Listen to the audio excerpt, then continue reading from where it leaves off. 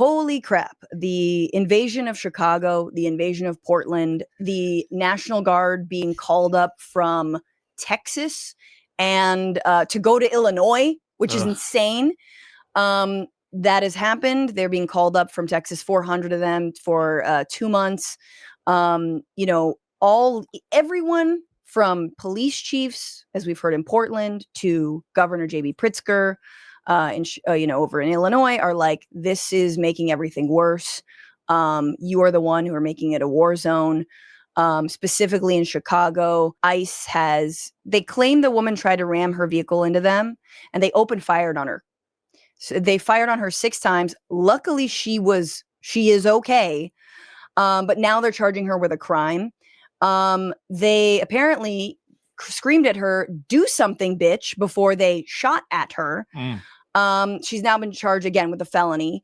That's on top of the footage I think we've all seen of Black Hawk helicopters descending onto an apartment complex in the middle of the night, where children were awoken and put in flex cuffs, where people were like naked. And things about 1,000 immigrants have been arrested in this crackdown in Chicago. And on the one hand, it's really fucking terrifying. And on the other hand, you're seeing Chicago really stand up, because Chicago, remember, during the like day without an immigrant back in like 2014, remember how much Chicago like showed up. Like it is such a stronghold of like, of immigrant power, honestly, and working class power.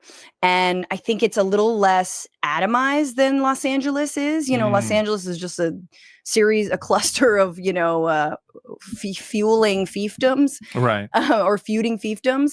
It's harder to sort of organize, but I think Chicago really does have it, more on lock. And recently, Kristi Noem and the DHS thugs were denied entry to a bathroom an Illinois State like a building.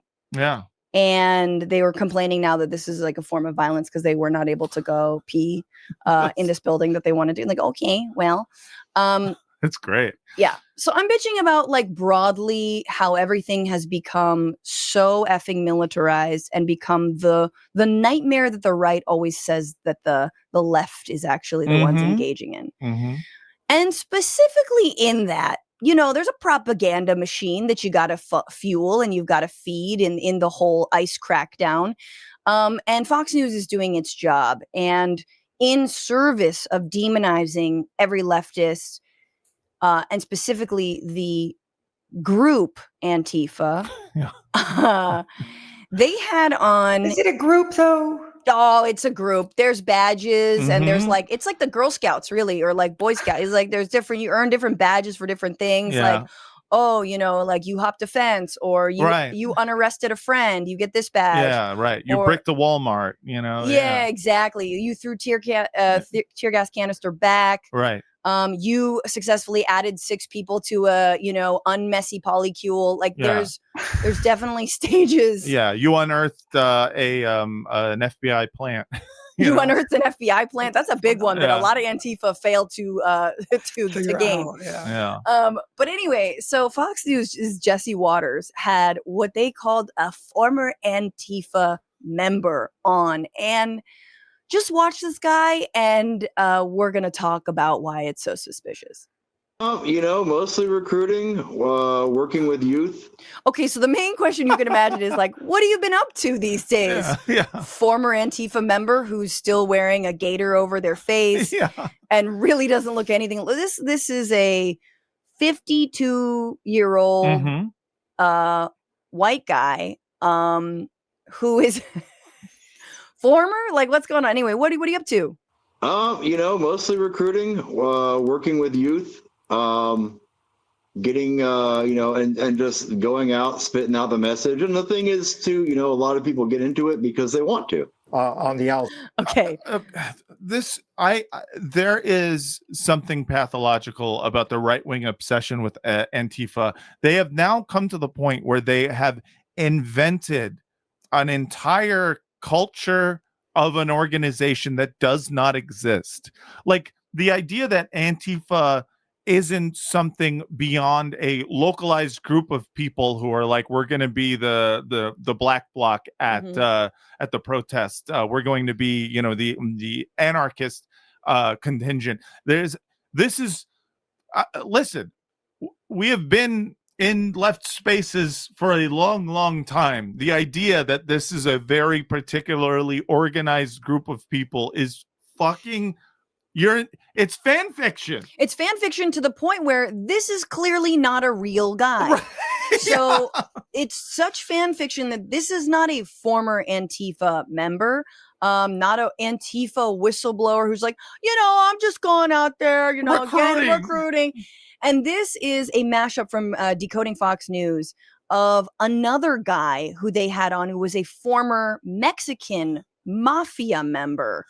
And they look pretty freaking similar. Yeah. And the thing is, too, you know, a lot of people get into it because they want to. On the outside, 36 years have been behind bars. Considered extremely violent enough to be recruited by the Mexican mafia prison gang. You know, so, you know, I love this. Now that guy sounds a little different to me. Yeah, he looks a little different too. Looks a little different. I'm not sure if it's the same guy. Although I don't think it's wrong to say that we all kind of look alike. All white people kind of like you mean the first guy is not Michael Rappaport? Oh, yeah. I mean, yeah. Look at it. That's what people are saying. He really does have the Michael Rappaport, you know, makeup. All right, let's take a little listen to a little bit more and then find out who this guy might be. There's an error, especially when you're younger, that, you know, you're out here and you're doing something, you know, and that's very appealing. Eric. I love that. Like, can't you feed him any more lines about, you know, we have to smash the state. Right. Capitalism is theft. You know, property is theft. You know, no gods, no masters. Just read some T-shirts. You know what I'm saying? The master's tools will not dismantle the master's house. Like, do something that sounds real. I love it too, because they're just like, we got this former Antifa member. And he's like, yeah, you know, I did that for a while. And now I'm kind of like pro-fa. Like I decided like fascism was kind of sick, so I've kind of joined. And the fact that he's still covering his face, why is that to protect against reprisals? Yeah, from who? No, exactly. And like there are like former Antifa, they're called feds. Yeah, exactly. You know what I mean? Just talk to your fucking FBI. Yes. And you'll find them. Now, here's the interesting detail about homie who claims to be former Antifa over here, which is that he may not look like the cartel guy exactly, because the cartel guy looks like he's got brown eyes. But anyway, the point is that he does look like a one Robert O'Neill, who is the Navy SEAL who shot bin Laden. He's a former Navy SEAL, and the internets are very much thinking about it. Interesting. Saying that they look incredibly similar. Look at their eyes. And by the way, Robert O'Neill is he contributes to Fox News regularly. Right. Yeah. He's a right-wing like pundit now, essentially. And I love this. We're doing man's investigations on this. We're looking at we're looking at his eye folds and drawing. We're going to be looking at a lot of eye folds coming up, and not in a racist way. But you know, not in like that could get fixed. You know, double fold, single fold way. The point is we're looking at them because these cowards are also covering their faces, like ICE is covering their faces and all this. But it's just so funny to like it. You actually could probably get like again a Fed or someone who like used to be part of a political organization and is like, actually, you know, I didn't like their methods. I didn't, you know, a lot of right wingers have that origin story. Like Tim Pool was at Occupy Wall Street. There's some other dude I was just looking into who I can't remember, but like a number of them like are like, you know, a lot of right wing origin stories are just pussies that went to a protest one time and we're like, wow, you guys are like serious about this. Yeah. And we're like, gross. Or they got yelled at by you know, like someone who was non-white, and they were just like, well, you know, exactly starting to feel a little bit discriminated against.